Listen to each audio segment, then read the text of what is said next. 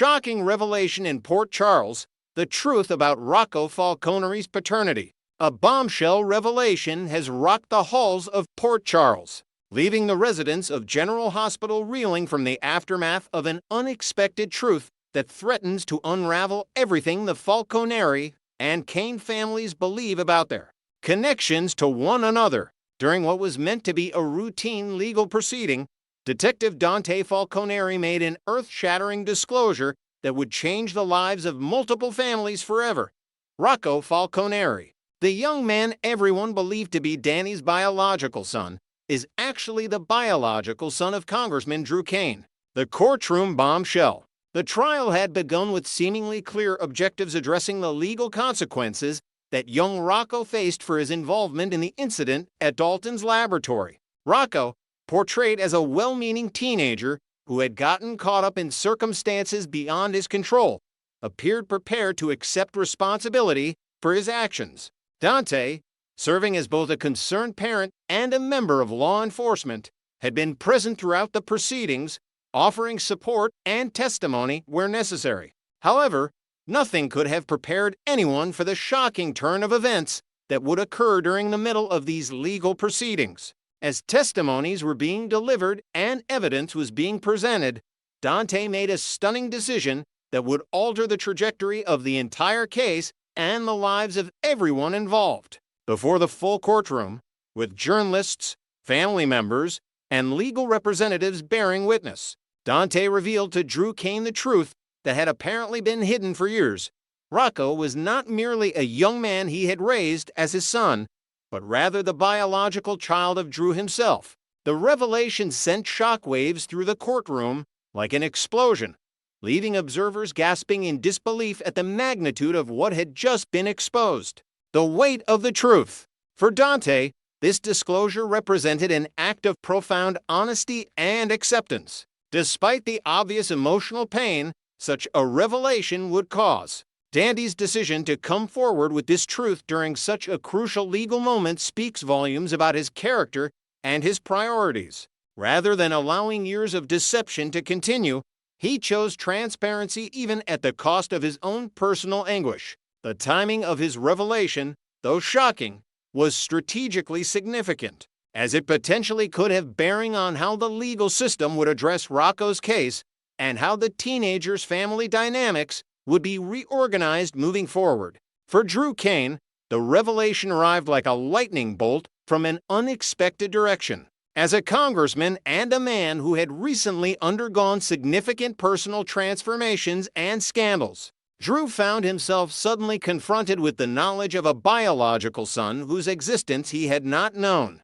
The implications of this disclosure extended far beyond the immediate legal proceedings. They touched upon fundamental questions of identity, family obligation, and personal responsibility. Drew's reaction to this news would set the stage for how this newly discovered father-son relationship would develop in the coming weeks and months. The broader family implications. The repercussions of Dante's revelation extended throughout the interconnected web of Port Charles relationships. Lulu Spencer, who had raised Rocco as her biological son alongside Dante, would need to come to terms with the fact that her child was not genetically her own. Though Lulu had long been aware of certain circumstances surrounding Rocco's birth circumstances involving medical procedures and surrogacy complications, the revelation of Drew's paternity represented a new dimension of complexity. The bond between mother and child remained unchanged by biology, yet the legal and emotional landscape had been fundamentally altered. Rocco himself faced an identity crisis of extraordinary proportions.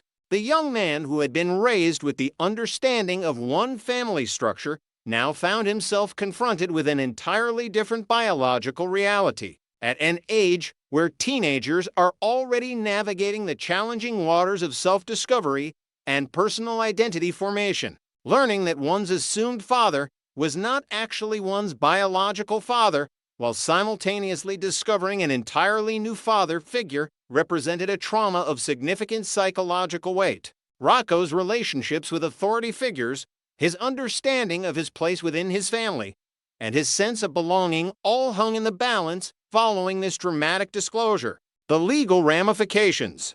In the context of Rocco's legal proceedings, Dante's revelation introduced new and complex considerations for the judicial system to navigate. Questions arose immediately regarding the admissibility and relevance of paternity information in determining appropriate legal consequences for Rocco's actions. While paternity itself should not determine culpability, it could potentially influence sentencing recommendations, custody arrangements, and the overall family support systems that courts often take into consideration when determining appropriate consequences for youthful offenders. Drew's newfound status as Rocco's biological father potentially positioned him as a significant character witness and supporter within the legal framework. His testimony, his character, and his willingness to acknowledge this new relationship could all play roles in how the court evaluated not only Rocco's case, but also broader questions about family support and rehabilitation. Conversely, the revelation could introduce complications, particularly given Drew's own recent legal troubles and controversial activities as a congressman.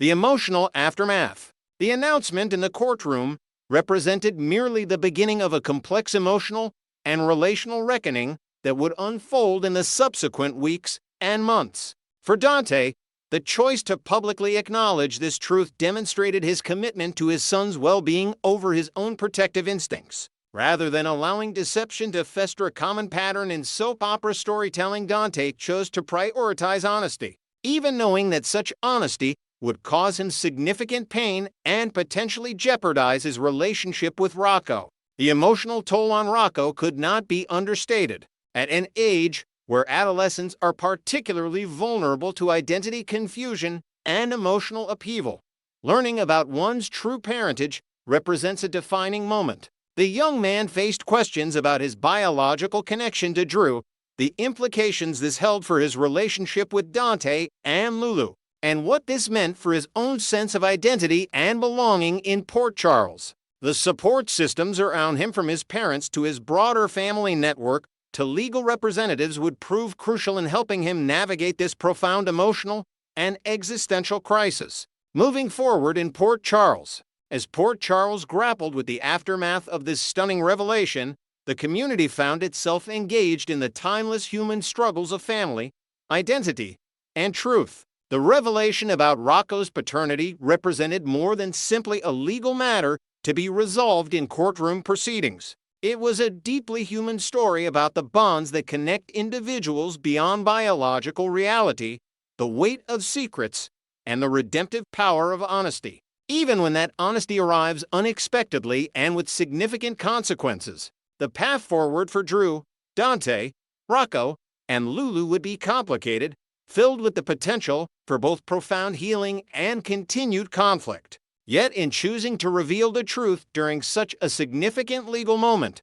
Dante had fundamentally altered the trajectory of multiple lives, setting in motion a series of events that would ripple through Port Charles and test the resilience of every family member involved. Next, we will learn about the issue of Harrison Chase potentially making one of the most explosive arrests of his career as a Port Charles detective. The shocking development involves none other than Michael Corinthos and Jacinda Bracken, two individuals who may have woven themselves into a complicated web of deceit that could unravel at any moment. The tension between Chase and Michael has been building to unprecedented levels, and insiders suggest that Chase might finally get the upper hand in this battle of wills between two of Port Charles' most formidable alpha males. The stakes have never been higher, and the fallout from what's coming could reshape several key relationships in town. The Willow factor and her crumbling defense.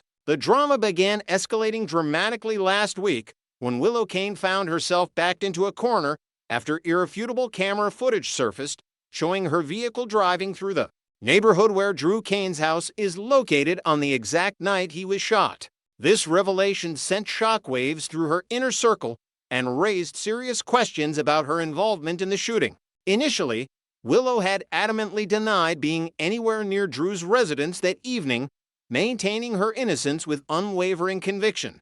However, When confronted with the hard evidence that contradicted her original statement, she had no choice but to pivot her story in a desperate attempt to maintain some semblance of credibility. Willow's revised account now admits that yes, she did indeed drive past Drew's house that fateful night, but she vehemently insists she had absolutely nothing to do with the shooting itself.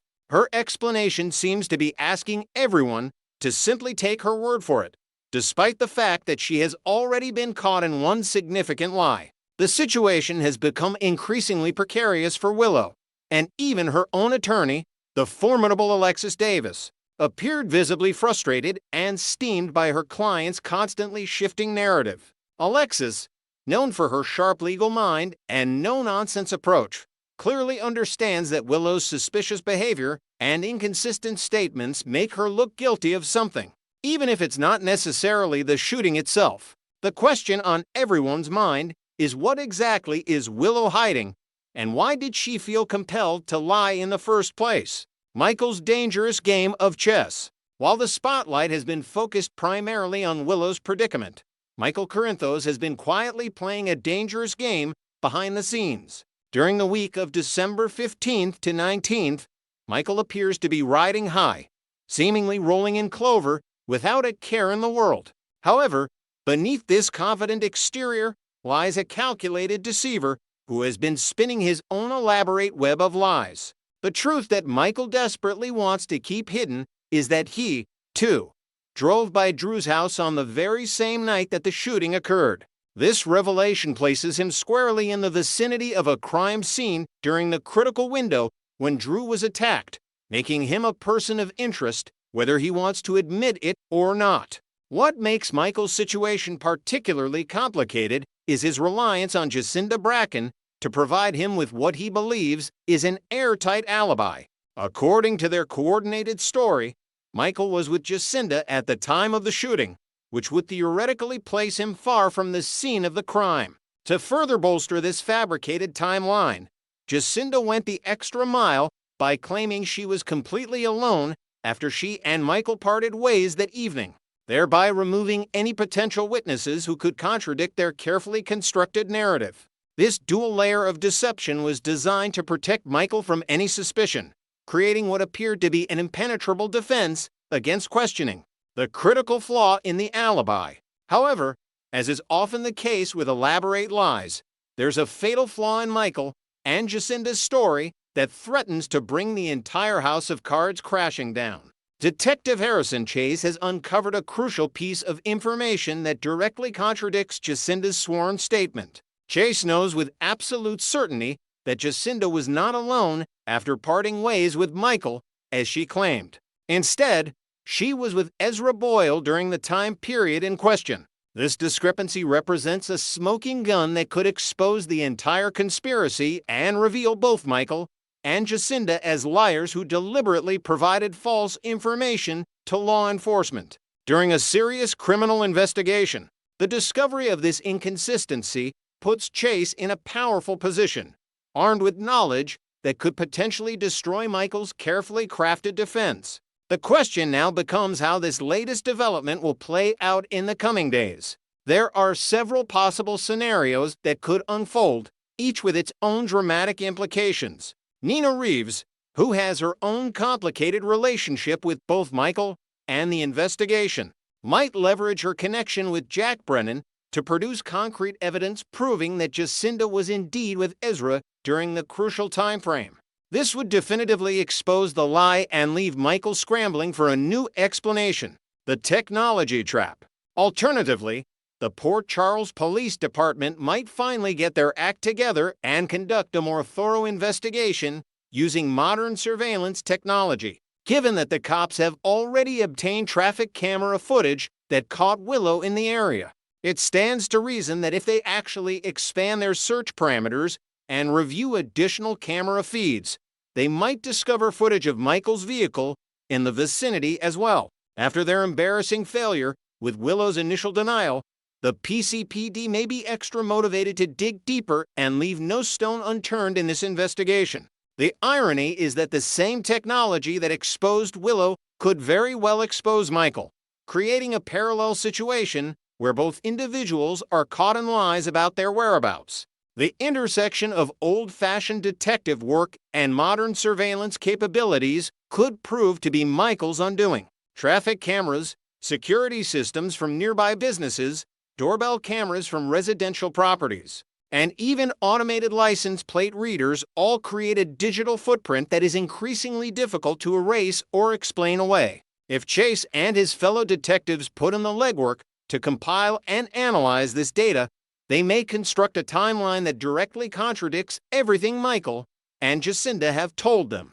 The double-R-est bombshell. General Hospital spoilers are now pointing to a dramatic culmination of this investigation on December 19th, when Detective Chase makes what sources describe as a double-R-est that will shock Port Charles to its core. The timing is particularly significant as it falls during a week when tensions are already running high and multiple storylines are converging. The speculation among fans and insiders is that Chase will arrest both Michael Corinthos and Jacinda Bracken for their roles in providing false alibis to the police department during an active attempted murder investigation. The legal charges they could face are serious and carry real consequences. Making false statements to law enforcement during a criminal investigation is a crime in itself, and when those false statements are designed to obstruct justice and impede an investigation into a violent felony like attempted murder, the penalties can be severe.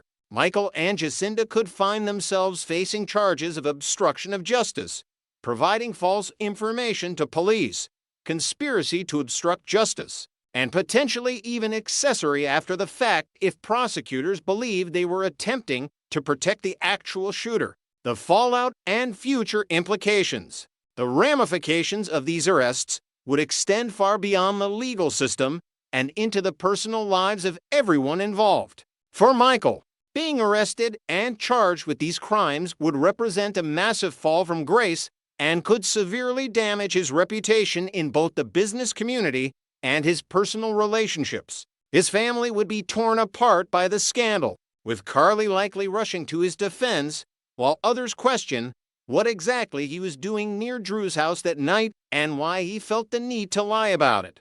The arrest would also raise uncomfortable questions about whether Michael was somehow involved in the shooting itself, even if he wasn't the actual trigger person. Jacinda's situation is equally precarious, as her decision to provide Michael with a false alibi demonstrates a level of loyalty and complicity that could destroy her own credibility and future in Port Charles. The revelation that she lied about being alone when she was actually with Ezra Boyle adds another layer of deception that will need to be explained. What was she doing with Ezra, and why did she feel the need to hide it? Was she protecting Michael, protecting herself, or protecting someone else entirely? The arrest scenario also sets up an explosive confrontation between Chase and Michael, two men who have been circling each other with increasing hostility. For Chase, this arrest would represent professional vindication and personal satisfaction, as he would be the one to finally hold Michael accountable for his deceptive behavior. The power dynamic between these two alpha males would shift dramatically, with Chase wielding the authority of the law while Michael finds himself on the defensive for perhaps the first time in a long time. Next, we will learn about the fascinating conversation that unfolded on Maurice Benard's acclaimed State of Mind podcast this past Sunday, featuring none other than the beloved meteorological icon Fritz Coleman. This deeply moving episode touched on subjects that resonate with millions of people worldwide, including the ongoing battle with addiction, the transformative power of sobriety, and the essential ingredients for finding genuine happiness in life's later chapters. Maurice Benard, who has become synonymous with the character of Sonny Corinthos on General Hospital, has cultivated an impressive following through his State of Mind podcast on YouTube, where he regularly invites guests from various walks of life to engage in candid, unfiltered conversations about mental health, personal struggles, and the human condition. The podcast has earned widespread recognition for its raw authenticity and Maurice's willingness to delve into topics that many public figures shy away from discussing openly. Fritz Coleman's illustrious broadcasting career. When Maurice warmly welcomed Fritz Coleman to the show, he made certain to highlight the meteorologist's extraordinary achievements throughout his decades-long career in broadcasting. Fritz Coleman isn't just any weather forecaster, he's an Emmy award-winning weatherman who spent an impressive tenure with NBC, becoming a household name across Southern California and beyond. For countless viewers, tuning in to hear Fritz deliver the weather forecast became as much a part of their daily routine as their morning coffee. His approachable demeanor, combined with his meteorological expertise, made him a trusted voice in homes throughout the region.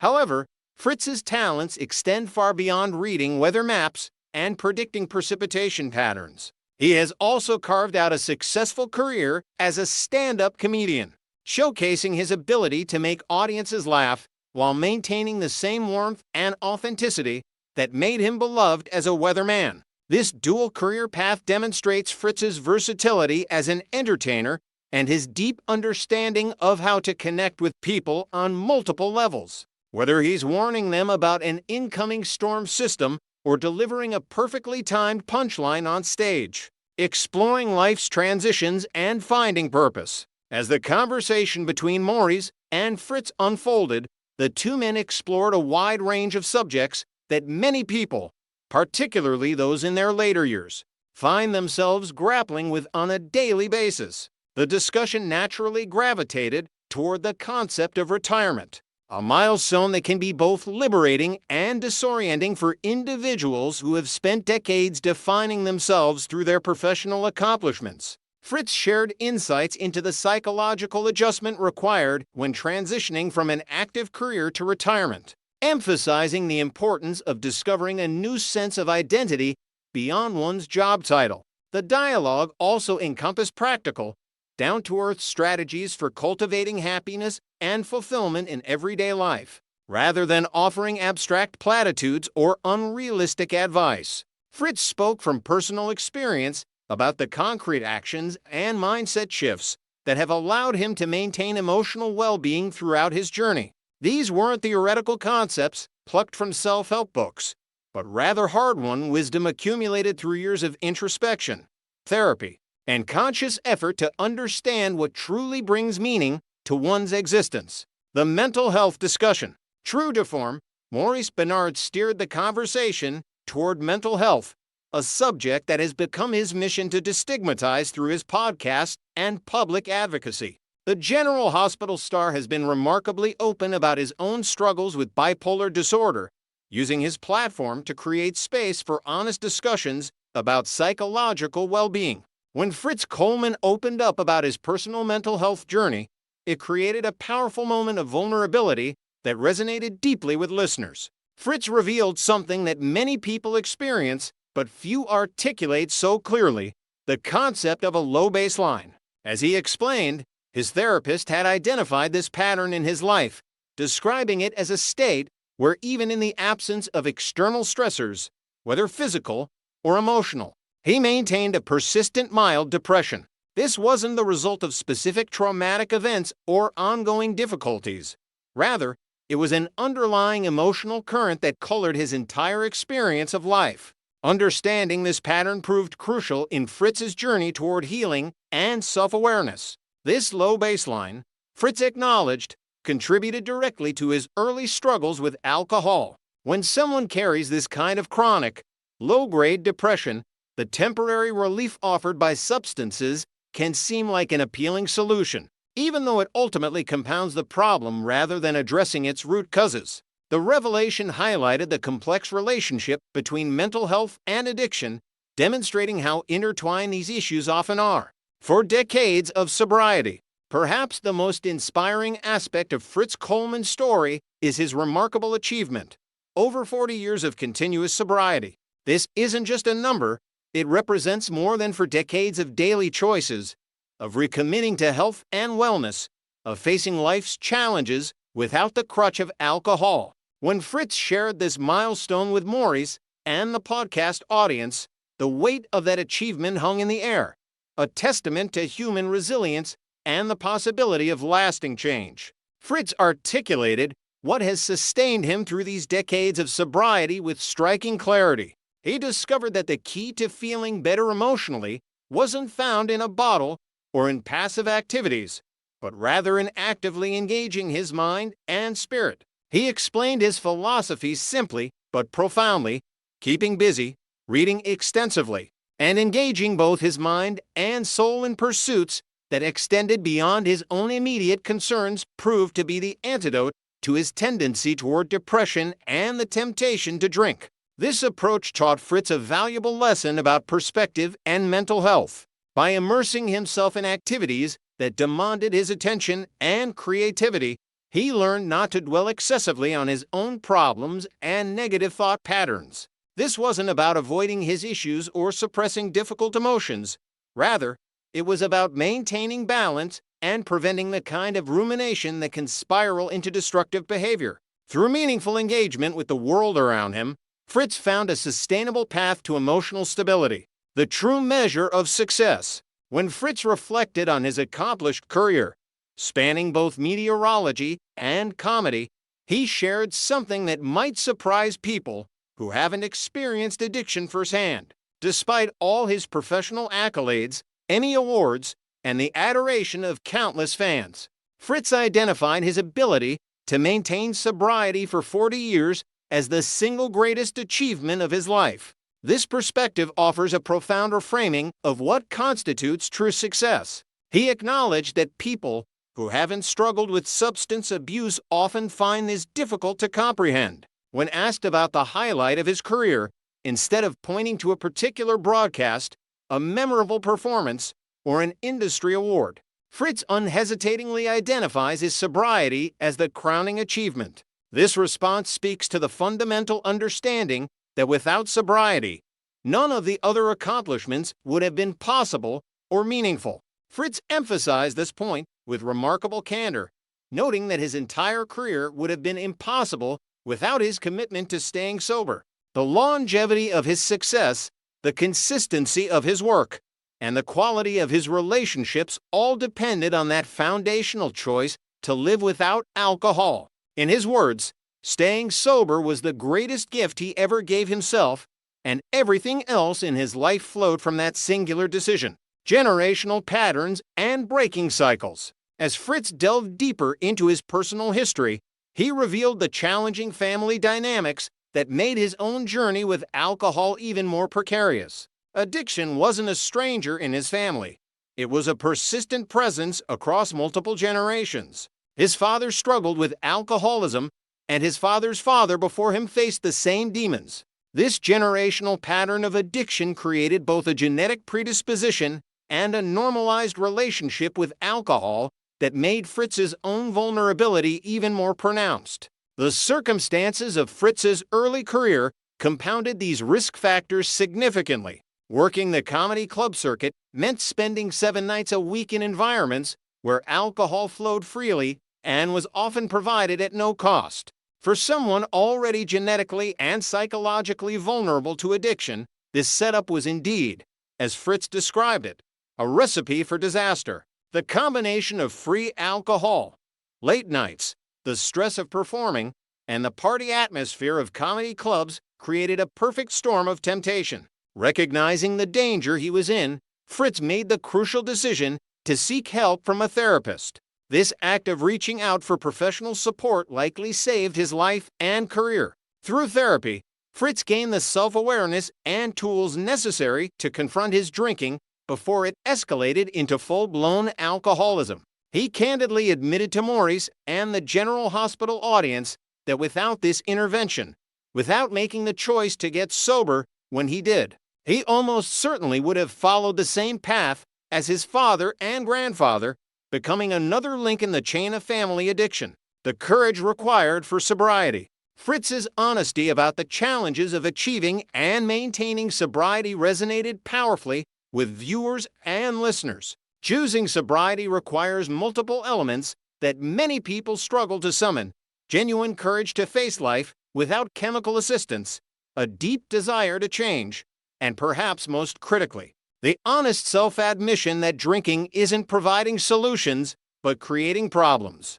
These requirements make sobriety a daunting prospect for countless individuals who find themselves trapped in patterns of substance abuse. The General Hospital fan community, which has followed Maurice Benard's own mental health advocacy for years, responded with tremendous appreciation for Fritz Coleman's willingness to share his stories so openly. Many viewers expressed gratitude for the conversation, noting that hearing successful, respected public figures discuss their struggles with addiction and mental health helps reduce the shame and isolation that often prevents people from seeking help. By speaking candidly about these issues on such a public platform, both Maurice and Fritz contributed to the ongoing effort to destigmatize addiction and mental health challenges. This episode of the State of Mind podcast served as a powerful reminder that recovery is possible, that sobriety can be sustained over decades, and that the rewards of choosing health over addiction extend far beyond what we might initially imagine. Fritz Coleman's story demonstrates that with proper support, self-awareness, and commitment, individuals can break generational cycles of addiction and build lives of meaning, purpose, and genuine happiness. His 40-plus years of sobriety stand as a beacon of hope for anyone currently struggling with substance abuse. Proof that lasting change is achievable and that the best days of one's life can come after choosing sobriety.